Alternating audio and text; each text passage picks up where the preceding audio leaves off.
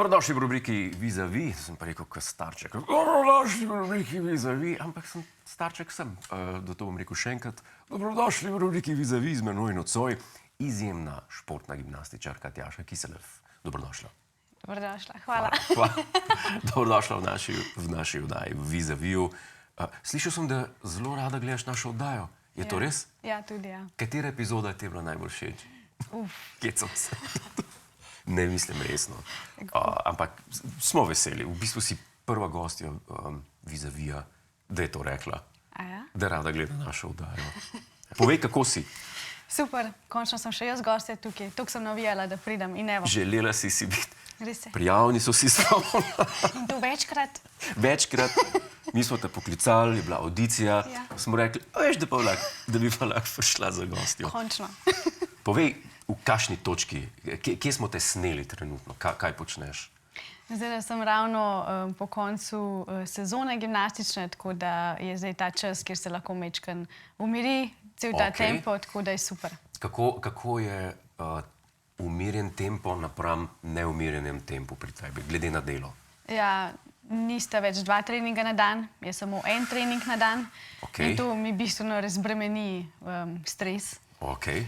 Kaj pomeni trening? Kako to zgleda? Se ti življenje profesionalne športnice, se zbudiš, začneš zajtrk, vitamini, se pravi, te čaka dan. Jaz tudi se zbudim, pogledam flaše, rečem, kdo je to spil vse? Kako bomo speljali tole? Pri tebi si predstavljam, da je drugače. Ja, je malo drugačno, se začne z vitamini, čajem, kavo. S katerimi vitamini?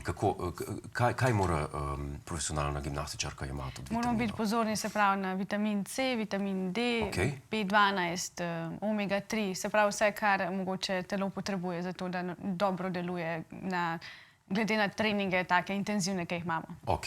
In potem greš na trening. In ta trening zgleda kako? Najprej ogrevanje predvidevam?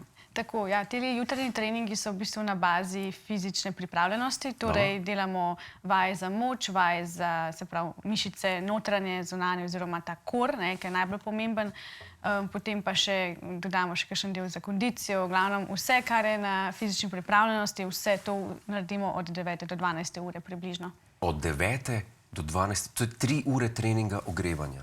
V bistvu, ja, nekako za moč oziroma vse, kar za fizično pripravljenost potrebuje, se pravi, telo gimnastičarke. A imam jaz kaj potencijala na tem področju? A bi jaz lahko to? Seveda. Kaj je optimalno? Se pravi, višina, koliko? Ja, mislim, pri gimnastičarkah seveda je lažje, če je malo manjša. Manjša, število kil? Ja, tako, mislim, jaz se vrtim tam pod 50, ampak vsaka gleda na to, da je čim lažja, ker to prepreči poškodbe in pa predvsem te bolečine. Bolečina je tista prva, ki te ustavi. Če te nič drugega ne ustavi pred tem, to je zagotovo ta bolečina. Te bolečina? Mislim, ja, pri teh pristankih in odskokih je toliko teh ponavljajočih se gibov, da enostavno moraš telo zavarovati tako, da se čim bolj, se pravi, giba, da je primerno fizična pripravljenost, urejena prehrana, spanec, da lahko potem telo deluje v maksimalni meri. Nobene zabave, nobenih razvratov, vse odpade. Ni čistko, no. Ni čistko. Tudi športniki imamo tisti prostor, čas, kjer lahko pride do tega, da se tudi mi sprostimo in pozabavamo. Se pravi, tako imenovano zabavno okno. Ja, točno tako. Zabavno okno, ki se hitro zapre. Ja, je nažalost dosti kratek tale čas, ker zelo hiter po koncu sezone pridejo spet pripravljalni del, se pravi spet teli treningi, ki so pa priprave spet za novo sezono. Tako da v bistvu se nekako reguliraš sam, glede na vstop v nov del sezone, kdaj ga začneš, kako so tekme postavljene. Tako da temu primerno pol tudi ta oken malo širši, krajši, kakorkoli. Razumem. Jaz sem to okno skozi zaprto, okno zabave. Odprto, pardon. Odprto? Ja, mislim, sej. Se ga trudim zapreti, pa ne gre, so zmer flaše okrog mene. Se pravi, poj malo pauze in potem imaš drugi trening dneva. Ja. Koliko je pauze? Nekaj ur. Nekaj ur pauze in kaj narediš takrat? Takrat poskrbim za to, da imam obrok in da počivam pa uredim še kakšne osebne zadeve. Če je treba iti v trgovino, če je treba plačati kakšne račune. Kot odrasla športnica me to tudi počaka, tako da je tudi to treba zrihtati. Tako da to naredim pač pred drugim treningom. Nimam vsak dan 2 treninga, no, ko imam te priprave. To je 3-krat na teden sta 2, 2-krat na teden pa po 1 trening. Okay. In kako se potem, ko si rekla, zdaj si v tem obdobju, ko je po sezoni, kako se pa potem sprostiš, na kakšen način? A je to samo podaljšana oblika pavze, ki jih imaš ponovadi med treningi, ali je to zdaj tisto ta pravo razvedrilno okno?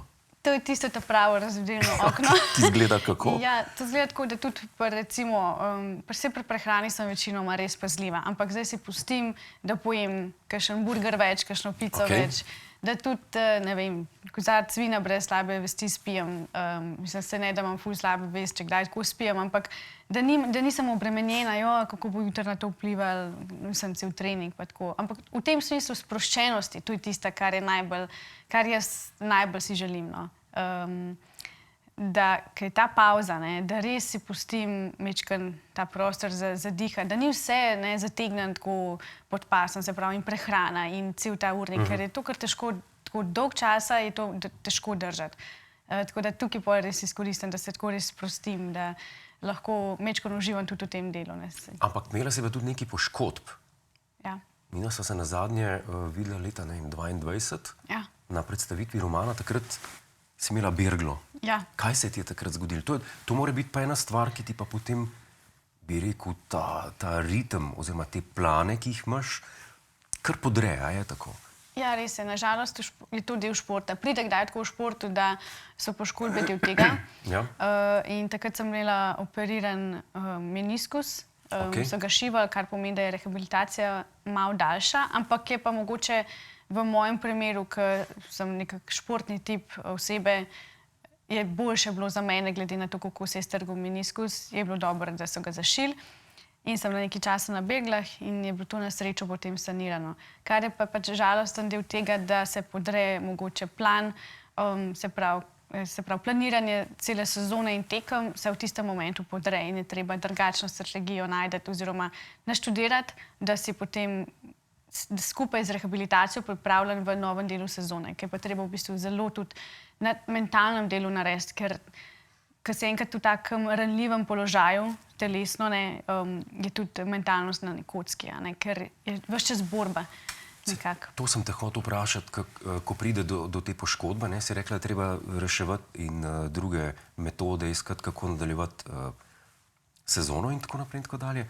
A pa te to, bi rekel, psihološko takrat do ene mere obremenjuje, da bi vseeno hotla ali pa upaš, da bo šlo in se ne posvečaš toliko tem iskanju rešitev. Ker če bi se to meni zgodilo, jaz sem človek, ki bi rekel, ne, to bomo mi, grem navkljub poškodbi, grem jaz. Imaš še kaj teh občutkov oziroma tega obžalovanja ali pa jeze takrat? Pred operacijo, recimo, ko se odločimo. Zdaj, tako je. Preden se sploh odločimo za operacijo, kateregakoli, se pravi, karkoli se zgodi, najprej poskrbimo za to, da ni več druge rešitve. Torej, da fizioterapija ne pomaga več, da pavza ne pomaga več, da prilagojeni treningi enostavno ne grejo čez. In ko v bistvu vse to probaš, pa vidiš, da je operacija na žalost res edina ali pa edina taka rešitev, ki ti bo ponudila nazaj neko kakovostno delovanje telesa, takrat se odločiš za operacijo. Se pravi, operacija je vedno zadnja možnost, če vidiš, da je to tista rešitev. In seveda, takrat pride do žalosti, strtega srca, jeze, razočaranja, obžalovanja. Vse emocije pridejo skupaj. Koliko dolgo to traja in kako se s tem spopadaš? To me zanima. Ja, na žalost je tisti pred operacijo en del žalosti, ki pač pride in potem to sprejmeš, ampak po operaciji te čaka pa tisti težek del. Ker ne mine dan, ko ne moreš biti nemočen, če razumete, kaj mislim.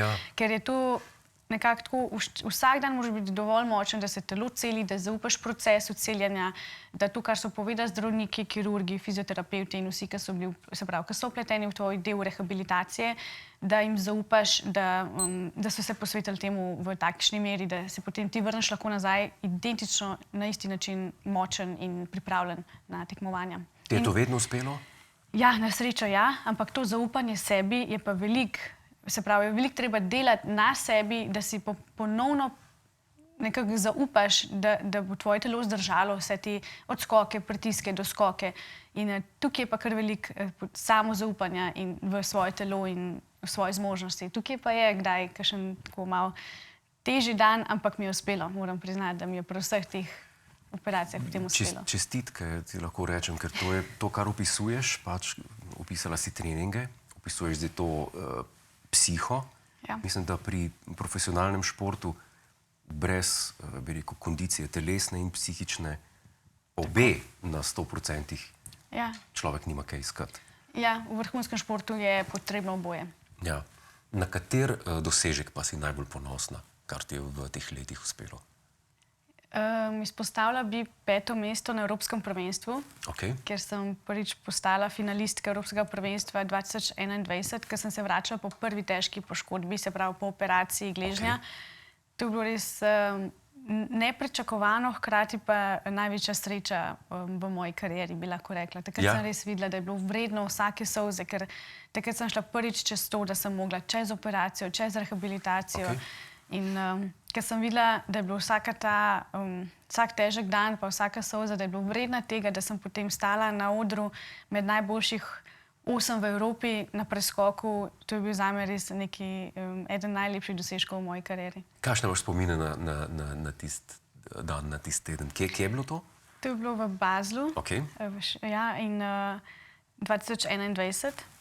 In moram reči, da je bilo precej ene take, po eni strani sem bila sproščena, ker sem vedela, da se od mene, ne bo nekaj, da se ne bi pričakovali dober rezultat, ampak smo vsi vedeli, da se vračam po poškodbi in da ne vemo, kaj pričakovati.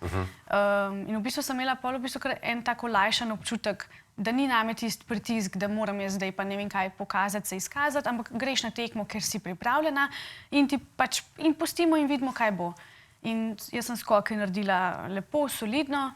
In pa, ko sem na koncu videla, da sem res med prvo osmerico, mislim, da sem se uvrstila s 7. rezultatom v finale.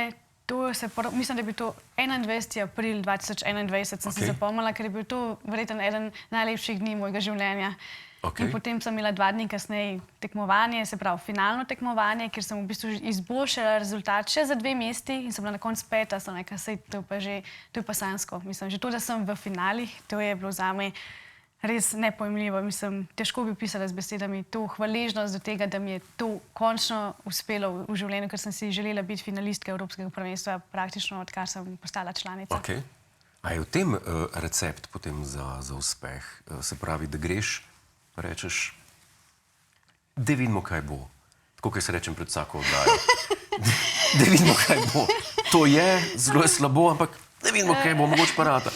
Ne, za razliko od če prideš pa rečeš, jaz sem prišla pa zmagati.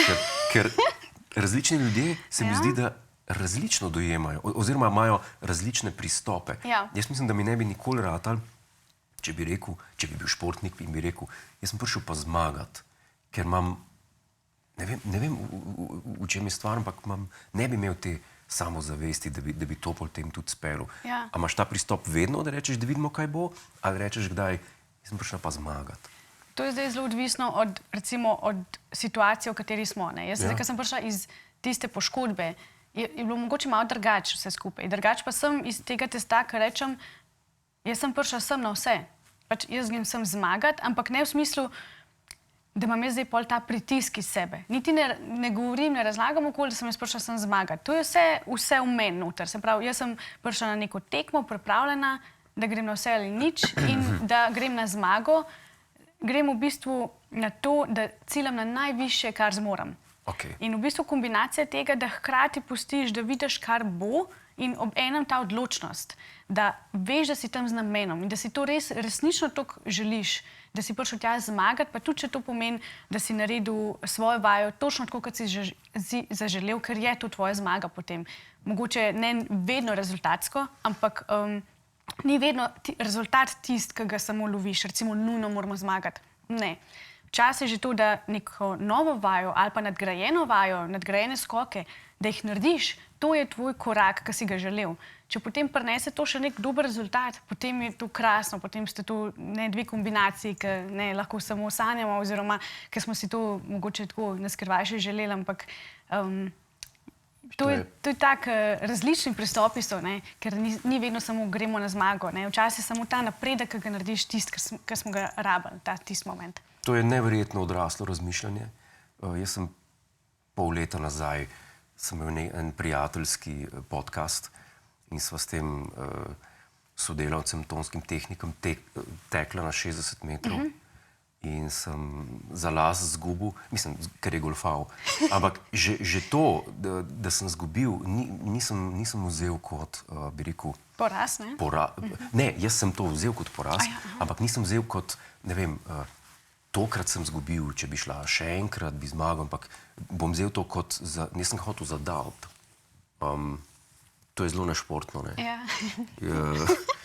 Še zdaj, ko ga vidim, bi rad zadavil. Okay. Pretekel si teh 60 metrov, ne? In bil si tako blizu, da praktično sta skoraj v cilj prišla, ne? Ja, v bistvu... Če on ne bi golfal?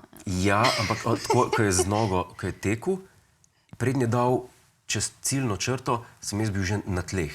V bistvu bilo tako, ampak na fotofiniš je pa kazal, ne, da je pa... Da je šel z nogo čez črto pred tabo. Jaz sem bil pa že na tleh, jaz sem že pristal, ampak v redu, to so grde igre, ne bomo se o tem več pogovarjali. Daj nam povej, s čim se pokvarjaš, ko nisi profesionalna športnica? Kaj zapolnjuje tvoj čas in dneve? Ob večerih sem trener, se pravi trenerka gimnastike. Trenerka gimnastike. Koliko časa ti to vzame? Uživaš v tem? Ja, v bistvu je naporno. Uživam pa v tem, kaj vse se naučim iz tega. Ker je treba imeti kar urejeno zadevo. Se pravi, da vzpostaviš hkrati red, disciplino, spoštovanje, da jim nudiš neko varnost, obenem pa, da jih motiviraš dovolj, da se še nekaj naučijo. So pridni? Ne vedno. Ne vedno? O koliko starih govorimo? Ja, govorimo o starih 4, 5, 6, potem pa še skupine 7, 8, 90 plus. Tle bi jaz spadil. Ja, ne, bilo glih prav. Jaz čisto nič ne ubogam. Aha, to imaš ob večerih? Ja. Kaj še počneš? Naredim še kdaj koreografije za mlajše, se pravi, stopnje, na glasbeno spremljavo na parterju ali na gredi, kjer ni glasbene spremljave, se pravi, sestavljam kakšno vajo po potrebi, drugače pa v prostem času rada malo ustvarjam, kaj narišem kdaj, učim se jezike, tako za hobi. Katere jezike? Špansko, turško, češko, francosko, italijansko. To je vse kako bi rekel, za hobi? Ja. Ti si konstantno aktivna. V bistvu v tem delu mogoče malo razbremenim glavo, ker v bistvu sploh o ničemer ne razmišljam razen v tem novem znanju, ki me v bistvu sploh pod noben pritisk mi ne daje. Ok. Imam občutek, da se nikoli ne ustaviš. Ja, redko se ne ustavim. Ne vem, nekako se mi zdi, da zamujam življenje, če preveč časa čakam, ker moram zraven biti, želim si biti v karieri in profesionalna športnica, obenem pa ne želim svojega dela življenja, se pravi osebnega, pustiti na stranskem tiru preveč. Tako da kar probam biti primerno socialna, zraven, se pravi zraven življenja. Tako je naporno, včasih moram zabremzati nekje, ampak če se le da, da se pravi, se razvijam, da širim znanje svoje, čeprav nisem mogoče na faksu, ampak da se pravi, nadgrajujem tudi svoje znanje na drugih področjih. Žongliraš vse plati življenja. Če se le da. Nisi ena tistih dring, kaj je, telovadim, ne morem, kakšen pir. Ja, no. Ja. Ja. Povej nam kaj o tvojih še kratkoročnih in dolgoročnih ciljih za prihodnost. Ja, kratkoročni cilji so zdaj, da se pripravim na spomladanski del sezone, kjer bi ga verjetno začela z enimi svetovnimi pokali. Ne vem točno še katerimi, ampak to potem naredimo se pravi, načrt tekom teh priprav. Dolgoročni pa, da bi potem enkrat, ko se kariera zaključi, da bi bila pravzaprav, da bi vodila kakšne vodene vadbe, funkcionalne vadbe, pilates. V tem delu se nekako vidim. Aha, to te, se pravi, delo, inštrukcijsko delo te veseli. Ja, zdaj sem recimo 12-13 let delam z otroki, se pravi rekreacijo. Potem bi pa posvetila svoj, se pravi, drug del življenja, tako če tako lahko rečem, odraslim, se pravi, da njim ponudim, se pravi, znanje, ki sem ga zdajle tekom kariere nabrala in vse izkušnje, da jim pomagam priti do neke motivacije, da rečem recimo, lej, vem, da verjetno si je težko v takem tempu življenja vzeti uro ali pa dve na teden, ampak da bi probala prepričati in ženske in moške odrasle, starše, ne starše, da pridajo za sebe za 45 minut ali pa 1 uro za sebe narediti neko vadbo, pa tudi če to pomeni, da moraš pol ure najprej samo sedeti, meditirati, pridihavati, ampak da je to res čas za tebe. To bi rada razširila potem po karieri. Dihati bi mogli več, pa gibati bi se mogli več, a je tako? Ja, mislim, predvsem si čas sam sebi nameniti, ker to včasih pozabimo, ker imamo službo. Pri teh urnikih? Pri takih urnikih tako in starši potem skrbijo praktično samo še za otroke, pa malo premalo časa ostane prav za sebe. In res bi si želela, da ponudim kakšno uro, dve, možnost nekomu, ki mu čas predstavlja, mislim, tako, ki je v krizi s časom, da pač ne pozabi na sebe. Tako pač je, takšne urnike imamo, hektična življenja in zelo, zelo, zelo slabo cestno infrastrukturo. Tjaša, najlepša hvala, da si bila naša gostja. Hvala. Želim veliko sreče na športnem področju, na zasebnem področju in da bi se ti uresničilo, pa čim manj poškodb. Ja, hvala. Ti pa, da prideš še kdaj k nam na trening, a ne? Pridem na trening, imam en krasno športno opremo Osko z 20 let. Tudi v redu. 100 let stare kopalke. Jaz bom pa motivirala, da tale trening, da ga uspeš narediti, kot si ga želiš. Ti me sam teraj. Pa sva zmenjala. Hej, preden greš, klikni tukaj in se naroči na naš YouTube kanal, imamo pa tudi TikTok, Instagram in Facebook, tako da le urno.